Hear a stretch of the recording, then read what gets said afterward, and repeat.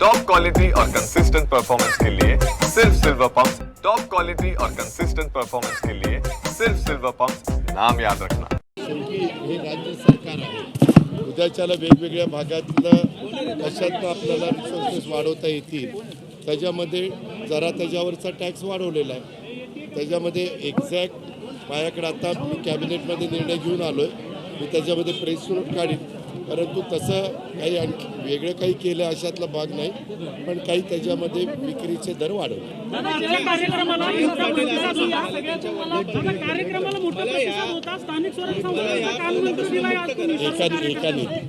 यामध्ये शेवटी कुठलाही राजकीय पक्ष असेल तर त्यांना पक्षाच्या कार्यकर्त्यांना वेगवेगळी पदं मिळवून देण्याच्या करता स्थानिक स्वराज्य संस्था ह्या फार महत्त्वाच्या असतात। लोकसभेला आपल्या महाराष्ट्रापुरतं बोलायचं झालं तर 48 जागा, विधानसभेच्या 288 जागा, कार्यकर्ते प्रत्येक पक्षात लाखो असतात। मग त्या कार्यकर्त्याला वाटतं की आम्हाला संधी द्यावी, मग त्यांना कुठं संधी, तर सहकारामध्ये संस्थांच्यामध्ये त्यांना संधी देता येते। त्यांना पंचायत समिती, जिल्हा परिषद, तालुका पंचायत, नगरपालिका, महानगरपालिका, नगरपंचायत, आता ह्या निवडणुकांमध्ये काही कारणांनी पुढे ढकलल्या होत्या। सुप्रीम कोर्टात मॅटर चालू होती। ओबीसींना जे प्रतिनिधित्व पूर्वी मिळत होतं ते प्रतिनिधित्व त्याच्यामध्ये दिलं गेलं नव्हतं, त्याच्यामुळं अनेक जण कोर्टात गेले, आम्हालाही ते योग्य वाटलं नाही। शेवटी ओबीसी समाज पण मोठा आहे, त्यांनाही त्यांच्या प्रमाणामध्ये पुरुष आणि स्त्रियांना स्थानिक स्वराज्य संस्थांत प्रतिनिधित्व मिळालं पाहिजे। आता सुप्रीम कोर्टाने मान्य केलं आहे आणि सांगितलं आता निवडणुका घ्या। साधारण ऑक्टोबरमध्ये निवडणुका येतील, कारण आपल्याकडे जून, जुलै, ऑगस्ट, सप्टेंबर पावसाळा असतो, तोपर्यंत बाकीची जी काही तयारी प्रभाग असेल, आरक्षण असतील, इतर कुठल्या गोष्टी असतील त्या पूर्ण केल्या जातील। आता ते निवडणूक आयोगाचं काम आहे, राज्याचे निवडणूक आयोग, ते त्यांच्या कामाला त्यांनी सुरुवात केलेली। लाडक्या बहिणीच्या संदर्भात अतिशय महत्त्वाचा तुम्ही मुद्दा मांडलात की पैसे जे आहेत त्याचा पुन्हा सगळे सुरळीत होतील, कुठेतरी मध्ये त्या गोष्टीला नाही, एक मिनिट, कधीही पैसे त्यांचे थकलेले नव्हते, परंतु विरोधक कारण नसताना आमच्या लाडक्या बहिणींच्या मध्ये किंवा समाजामध्ये अशी चर्चा करत होते की गरज सरो वैद्य मरो, अशा पद्धतीने ह्यांची आता निवडणुकीमध्ये यश मिळाले, आता यांची गरज संपली। मागच्या काही सरकारांनी वीज माफी दिली आणि पुन्हा ती मागे घेतली लगेचच निवडून आल्यावर, तसं आपण तर कुठलं काही करत नाही। त्यामध्ये आपण वीज माफीच्या संदर्भातलं शेतकऱ्यांना मदत आणि पुढं आम्ही हे कसं कमी करणार आहे, तर आता सध्या जवळपास अंदाजे 5 लाख सोलर पंप महाराष्ट्रामध्ये दिले गेलेले आहेत आणि दरवर्षी त्याच्यामध्ये मोठी भर कशी पडेल अशा प्रकारचा प्रयत्न आहे। म्हणजे एकदा हे 3, 5, 7.5 हे सगळे टप्प्यांनी सोलरवर आले की मग आपोआपच जो आत्ता आम्हाला महावितरणला पैसे द्यावे लागतात ते आम्हाला द्यावे लागणार नाही।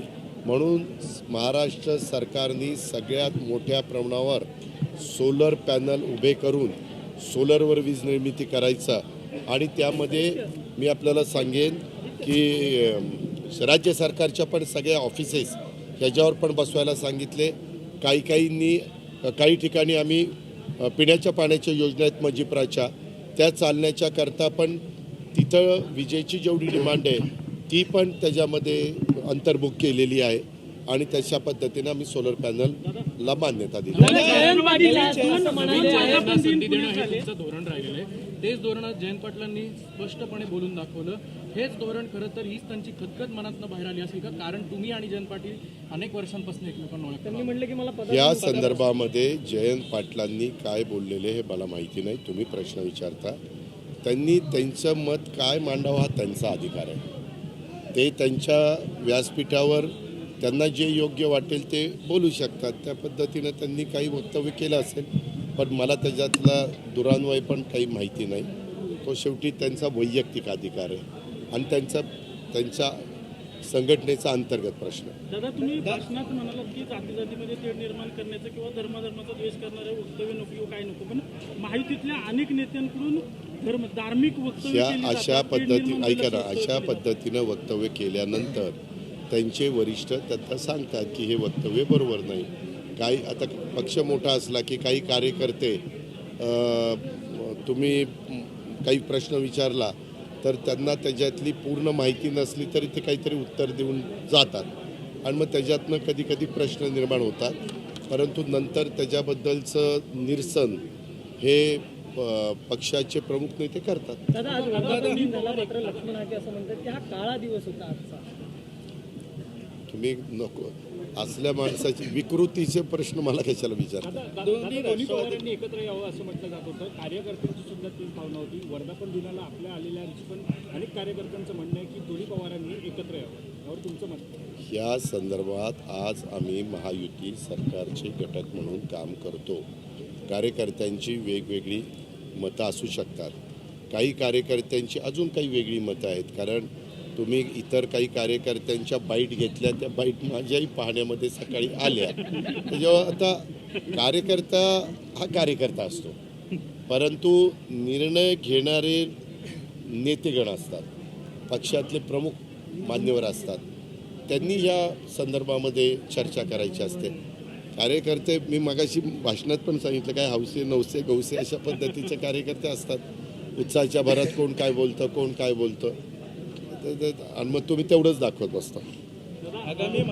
केंद्रात नरेंद्र आणि राज्यात देवेंद्रला अजितदादांनी सोडावं आणि आमच्यासोबत यावं असं पुढच्या गटाचे कार्यकर्ते म्हणतात. त्यांनी काय म्हणावं तो त्यांचा प्रश्न आहे ना, मला काय त्याच्याबद्दल करायचं. आम्ही त्यांच्याकडे जाणार ना, त्यांनी आमच्याकडे यावं. त्यांनी हो का, त्याला काही जो म्हणला ना त्याला काहीच अधिकार नाही आहे. अधिकार आहे वरिष्ठांना, त्याच्यामध्ये त्यांना काय अधिकार आहे मला माहिती आहे. त्याला मीच महापौर केला होता. महापालिका निवडणूक तडजोड नको असं म्हटलं होतं भाषणादरम्यान. तुम्ही तडजोड नको असं म्हटलं होतं. काय काय काय तडजोड करू नका असं तुम्ही म्हटलं होतं. या सगळ्या चर्चांना तुम्ही पूर्णविराम दिला की पवार कुठल्या तडजोड? तुम्ही जे म्हणाला होता भाषणादरम्यान की तडजोड कोणत्याही परिस्थितीत तडजोड होणार नाही. नाही नाही नाही, मी असं सांगितलं की काम करत असताना शिवशाहू फुले आंबेडकरांचे विचारधारेवर मी बोललो. तुम्ही त्याला वेगळं वळून देऊ नका. मी असं सांगितलं, हा पुरोगामी विचारांचा महाराष्ट्र आहे. शिवशाहू फुले आंबेडकरांची विचारधारा ह्या मातीमध्ये इतकी खोलवर रुजली गेलेली आहे, किंवा महापुरुषांची पुण्यश्लोक अहिल्यादेवी होळकर असतील, सावित्रीबाई फुले असतील, राजमाता जिजाऊ असतील, त्यामध्ये अनेक मान्यवर, त्याच्यामध्ये अण्णाभाऊ साठे असतील, खूप जण त्याच्यामध्ये मान्यवरांची नावं घेता येतील, मौलाना आझाद असतील, आणि ह्या सगळ्यांच्या संदर्भातली विचारधारा ही पुढं नेत असताना कुठल्याही परिस्थितीत तडजोड होणार नाही असं मी. दादा 4च्या प्रभागाच्या संदर्भातलं काही नाही मी माझ्या कार्यकर्त्यांना मी एक सांगितलं, मुंबईत एकच स्पॉट राहणार. काय होतंय, कधी शेवटी मंत्रिमंडळ त्याबद्दलचा निर्णय घेतं, कधी मागे 2चा झालेला आपण पाहिला आहे, मध्ये ते उद्धवराव ठाकरे साहेबांच्या नेतृत्वाखाली 3चा झालेला बघितला, त्याच्या आधी पण एकदा 3चा झाला होता, आता 4चा पण काही जण बोलतात. त्याच्यावर मी सांगितलं की कार्यकर्ते खूप मला विचारत असतात, दादा 4चा होणार का, 2चा होणार का, 3चा होणार. त्यापेक्षा त्यांची मानसिकता मी तयार केली पाहिजे ना. कुठलाही जरी झाला 4, 3, 2, 1 तरी तुम्ही तुमचं काम करत राहा, तुम्ही तुमचा संपर्क जनतेशी ठेवा, तुम्ही तुमचा जनतेशी संवाद ठेवा, हे सांगण्याचा प्रयत्न मी केला. प्रफुल्लभाई पण म्हणाले, तुम्ही म्हणताय की जिथे युती होणं शक्य नाहीये, म्हणजे त्या तिथे तर काही उद्या adjustment होईल. आम्ही जर काही म्हटलं आणि काही आमच्या मित्रपक्षांनी ठरवलं नाही इथं आम्हाला युती पाहिजे, तर आपण काही त्यांच्या बळजबरी तर करू शकत नाही. शेवटी तुम्हाला आठवत असेल 15 वर्ष आम्ही महायुती म्हणजे महाविकास आघाडीमध्ये काम करत असताना आम्ही आमदारकी खासदारकीला एकत्र लढायचो, पण स्थानिक स्वराज्य संस्थेला आम्ही त्या जिल्ह्याच्या पदाधिकाऱ्यांना अधिकार द्यायचो की तुम्ही तुमच्या स्तरावर ठरवा काय करायचं. मग काही जिल्ह्यांमध्ये आघाडी व्हायची, काही जिल्ह्यामध्ये काँग्रेस आणि आम्ही स्वतंत्र लढायचो. विशेषतः कोल्हापूर, सांगली, सातारा, सोलापूर, पुणे, नगर या सगळ्या भागात आम्ही स्वतंत्र लढायचो, ते स्वतंत्र लढायचो. तरुणाई सगळ्यात जास्त पाहायला मिळाली आणि आगामी तीच आमची ताकद आहे, तीच आमची शक्ती आहे. त्यांच्याच जोरावर आम्हाला पुढं पक्ष न्यायचा आहे, वाढवायचा आहे, आणि त्यांच्यातनंच नवीन कसे नेतृत्व उदयाला येईल हे त्या ठिकाणी आम्हाला पाहायचं आहे. कारण शेवटी मी आर पाटील, जयंत पाटील, दिलीप वळसे पाटील, सुनील तटकरे, आम्ही 99ला एकदम तसे तरुण होतो. ही गोष्ट 26 वर्षापूर्वीची. आता 26 वर्षात बरंच पाणी वाहून गेलेलं आहे. त्याच्यामुळं काळानुरूप हे चक्र आहे. काळानुरूप नवीन पिढी पण पुढे आली पाहिजे. वडीलधाऱ्यांनी त्यांना योग्य पद्धतीचं मार्गदर्शन केलं पाहिजे. ते तयार पण झाले पाहिजे. त्याकरता मी बोललो. पण पक्षात माजी नगरसेवकांनी पण पक्षप्रवेश केलेले आहेत बरेच जण. नाही आम्ही घेणारच ना पक्षामध्ये. मी आपल्याला स्पष्ट सांगतो, कुठलाही पक्षप्रवेश देत असताना साधारण इलेक्टिव्ह मेरिट बघूनच उद्याच्याला उमेदवारी देतो. आता मी पण आत्ताच्या विधानसभेमध्ये माऊली कटके हा त्याला घेतला आणि उमेदवारी दिली, शंकर मांडेकर घेतला आणि उमेदवारी दिली. असे काही उदाहरणं मी कितीतरी सांगेन. तसं ह्या निमित्तानं अनेकांना वाटतं की आता खासदारकी आमदारकी 4 वर्ष 4.5 वर्ष नाही आहे, मग आता कुठं आहे. ह्याच्यातनंच कार्यकर्ता तयार होतो. स्थानिक स्वराज्य संस्थात उभा राहिल्यावर कितीतरी आता तुमचा शंकर मांडेकर पूर्वी झेडपीचा सदस्य होता, तो आता आमदार झाला आहे. अशी कितीतरी उदाहरणं. R.R. पाटील झेडपीचा सदस्य होता, ते उपमुख्यमंत्री पदापर्यंत पोचले. आपले विलासराव देशमुख सरपंच होते बाबुळगावचे, ते मुख्यमंत्री पदापर्यंत पोचले. मी सहकारामध्ये एका विकास सोसायटीचा पंच होतो, नंतर बँकेला डायरेक्टर झालो, मग खासदार झालो. मग म्हणजे अशा पद्धतीनं कार्यकर्त्याला सत्तेचं विकेंद्रीकरण करण्याच्या करता चव्हाण साहेबांनी त्यावेळेसचा 62ला जो निर्णय घेतला त्याच्यामुळं कार्यकर्ता तयार होतो. सत्तेचं विकेंद्रीकरण होतं सर्व जाती धर्माला. मग त्याच्यात आम्ही नंतर आरक्षण आणली. त्याच्यामुळे ठराविक लोकांची, तुम्हाला आठवत असेल, पूर्वी 40-40 वर्ष एक जण झेडपीचं सदस्य किंवा सरपंच गावचे असायचे, नगराध्यक्ष असायचे. पण नंतर ते बदललं गेलं. मंडळ आयोगाची अंमलबजावणी केल्यानंतर संख्येने कमी असणाऱ्या घटकाला पण प्रतिनिधित्व मी बघितलं. आत्ता पण तुम्ही पाहिलं.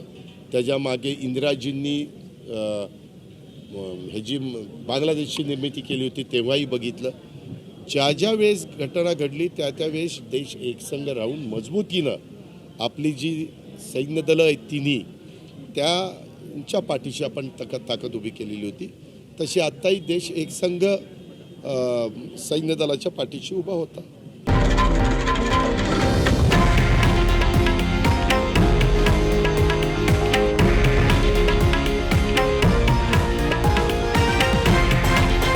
हे आहे देशातील नंबर 1 न्यूज नेटवर्क आणि आपण पाहत आहात TV9 मराठी, एकमेव.